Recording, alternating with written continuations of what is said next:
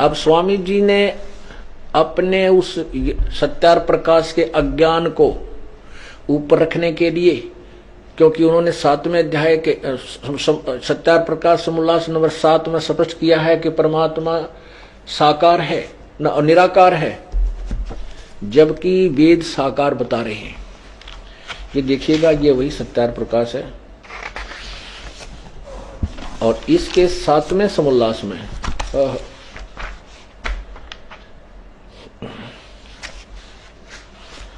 ये देखिएगा,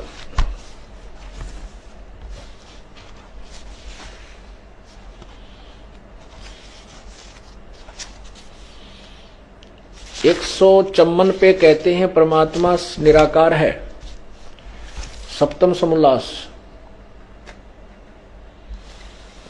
और यहां प्रश्न नंबर 154 पे लिख रहे हैं, प्रश्न किया किसी ने कि ईश्वर साकार है व निराकार? उत्तर निराकार। और क्योंकि कहते हैं सच्चाई छुपाई नहीं जा सकती। कबीर जी कहते हैं, कबीर परमेश्वर जी कहते हैं कि चोर चुराई तूंबड़ी गड्ढे पानी में, वो गड्ढे व ऊपर आवे न सच्चाई छनी ना।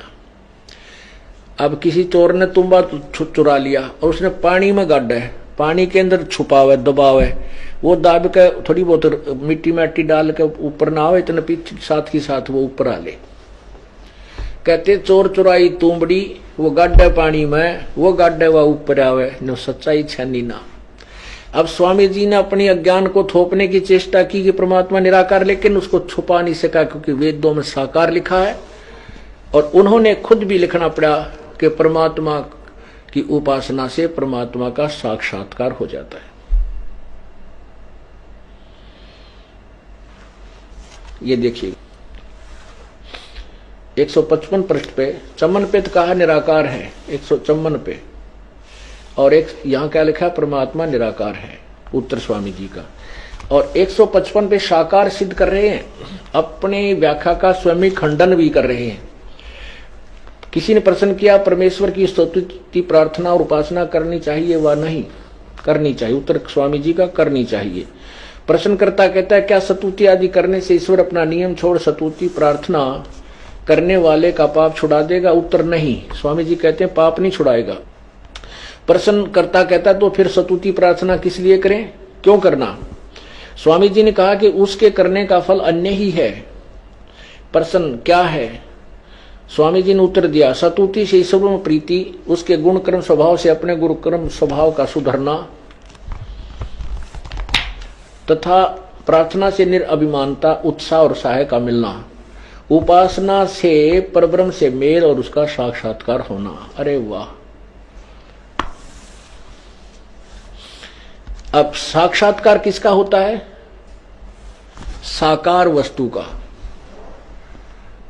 निराकार का साक्षात्कार नहीं होता। और मिलन मेल भी साकार से होगा, क्योंकि यदि परमात्मा को सर्वव्यापक और कण कण में विद्वान माने तो उपासना से पहले भी वो मिला हुआ था, फिर उसको समाधि लाकर उसको उपासना करके फिर मिलन क्या हुआ?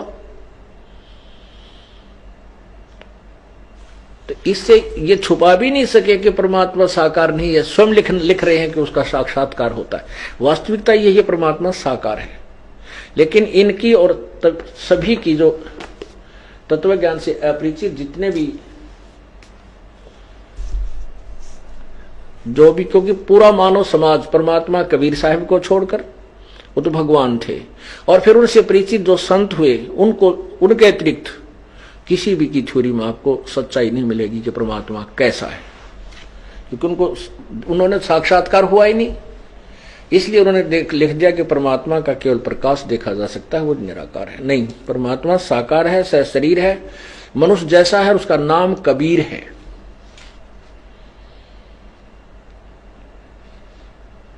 अब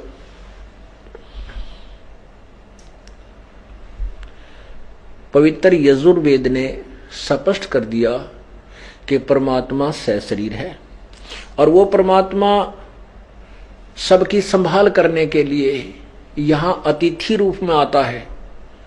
5वें अध्याय के प्रथम मंत्र में ही स्पष्ट किया है। और उसका उस सबके संभालने के लिए भी उस अमर पुरुष का शरीर है। परमात्मा कबीर साहिब के बारे में गरीबदास जी कहते हैं, तेज पूंज अन्न दे धर के इस विध हमको भेंट ही। इस प्रकार हमें वो परमात्मा मिलते हैं, अन्य तेज पुंज के, हल्का तेज पुंज का एक और शरीर बना करके परमात्मा यहां तर वहां भी शरीर है। अरस कुरुस पर श्वेत गुमट है जहां सतगुरु का डेरा। इसी प्रकार पवित्र कुरान शरीफ कह रही है कि परमात्मा ने 6 दिन में सृष्टि रची और 7वें दिन तख्त पर जा बैठा।